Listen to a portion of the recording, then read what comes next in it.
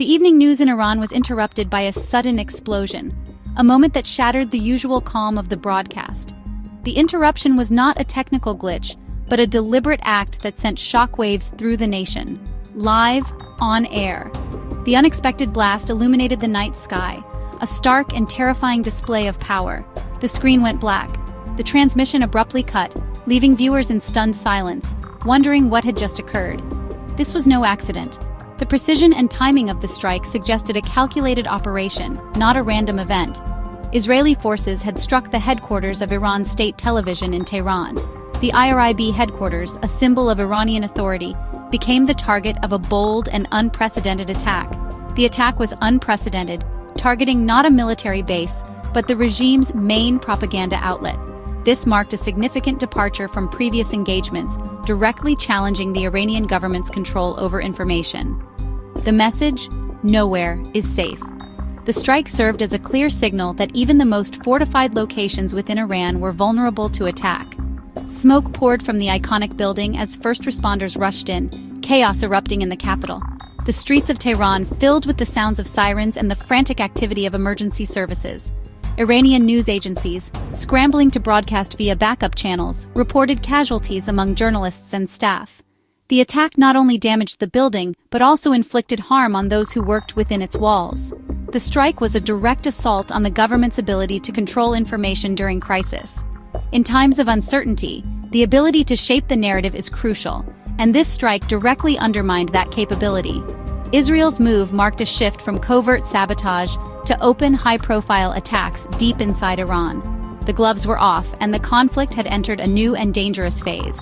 International law experts and press freedom advocates condemned the bombing, calling it a dangerous escalation. The international community voiced concerns about the potential for further violence and instability in the region. Israel claimed the station was a legitimate military target, but many saw it as an act of information warfare, meant to disrupt, intimidate, and showcase Israeli reach. The attack served as a demonstration of Israel's military capabilities and its willingness to use them. Iranian state TV is more than news. It's the regime's public face. To hit it was to strike at the heart of the establishment. It was a symbolic blow, aimed at weakening the government's authority and influence.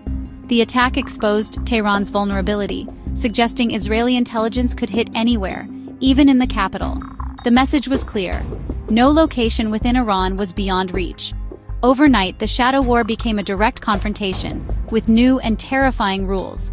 The attack signaled a dangerous shift in the dynamics of the conflict, raising the specter of further escalation and instability. Just days before the TV station bombing, a significant event occurred that ratcheted up the tensions even further. Israel carried out a targeted assassination, eliminating General Amir Ali Hajizadeh, a key figure in the Iranian military. Hajizadeh wasn't just any general, he was the mastermind behind Iran's sophisticated missile and drone programs, a critical component of their military strategy. This was no ordinary assassination. It was a calculated move with far-reaching implications.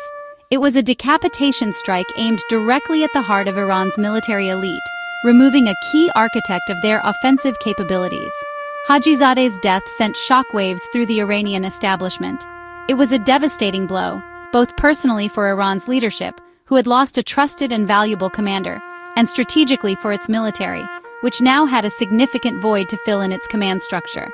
Adding fuel to the fire, Israel openly claimed responsibility for the assassination, justifying their actions by saying Hajizadeh was actively planning imminent attacks against Israeli targets. For Israel, the assassination was framed as a necessary act of preemptive self-defense, a way to neutralize an immediate threat. But for Iran, the killing was viewed as a blatant act of war, a direct assault on their sovereignty and national security. The assassination shattered any remaining ambiguity in the already tense relationship. The long-standing shadow war, fought in the shadows and through proxies, was definitively over. A direct confrontation, a dangerous and unpredictable escalation had officially begun. In Iran, Hajizadeh was immediately hailed as a national hero and a martyr for the cause. Massive crowds took to the streets, fueled by grief and anger, demanding swift and decisive revenge against Israel. The Iranian government faced intense pressure, both from its own people and from within its political ranks, to retaliate, not only to avenge the general's death, but also to demonstrate its strength and resolve on the international stage.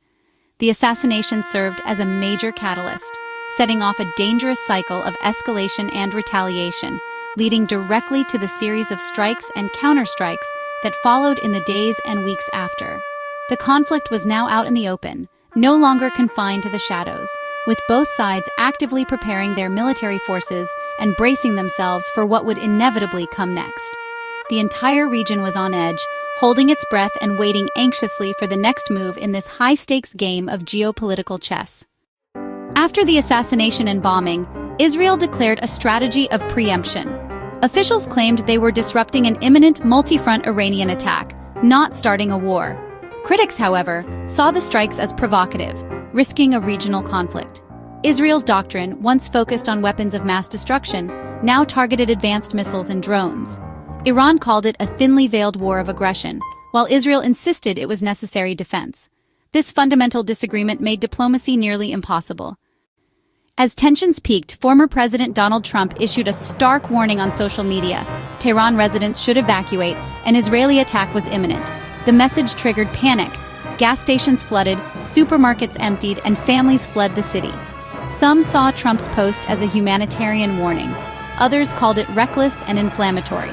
The psychological impact was immediate, spreading fear faster than any missile. Iranian officials denounced the message as psychological warfare, but their reassurances rang hollow. Trump's intervention showed how a single message could destabilize a city already on edge. Tehran hadn't seen such anxiety since the Iran-Iraq War. While airstrikes grabbed headlines, a wave of mysterious explosions and sabotage swept Iran. Pipelines ruptured, power plants failed, officially blamed on accidents, but widely believed to be Israeli covert action. The government downplayed the incidents, but few believed the official line. Security forces launched crackdowns, hunting for spies and saboteurs, fueling paranoia. The shadow war was now affecting daily life, with ordinary Iranians caught between external attacks and internal repression. Fear and suspicion gripped the nation. At the center of the crisis is Iran's nuclear program. Israel insists Iran is secretly pursuing nuclear weapons, an existential threat that must be stopped. Iran claims its program is peaceful, citing religious decrees and international agreements. The International Atomic Energy Agency reports Iran has enriched uranium beyond civilian needs, but U.S. intelligence says no bomb decision has been made. Israel acts on intent. Iran insists on its rights. The world is caught in the middle, trying to prevent war and nuclear proliferation. The nuclear issue remains the immovable obstacle to peace. Some analysts suggest that Israel's recent escalation of tensions is partly a calculated bid to shift international attention away from the ongoing crisis in Gaza, strategically recasting itself on the global stage as a nation under an immediate and existential threat, requiring support and understanding. The observed tactics employed in Iran bear a striking resemblance to those previously utilized in Gaza. Specifically, the targeting of dual-use sites, facilities with both civilian and military applications, issuing public warnings prior to engagement, and consistently justifying strikes under the umbrella of military necessity and strategic advantage. In response, Iran's reaction has been notably measured and restrained, characterized by symbolic missile strikes, carefully calibrated to avoid escalation, demonstrating a clear intent to avoid provoking an all-out war and further destabilizing the region. The international community is now actively scrambling to achieve de-escalation through diplomatic channels, but regrettably, a definitive ceasefire agreement remains elusive and out of reach. This is undeniably a pivotal moment in geopolitical history, with two significant regional powers now engaged in open conflict, raising alarms across the globe. The entire world is watching anxiously, fully aware of the potential ramifications. The stakes are demonstrably higher than ever before, and the ever-present risk of a wider, more devastating war looms large on the horizon. Ultimately, only sustained and effective diplomacy can prevent this dangerous fire from spreading further and engulfing the region.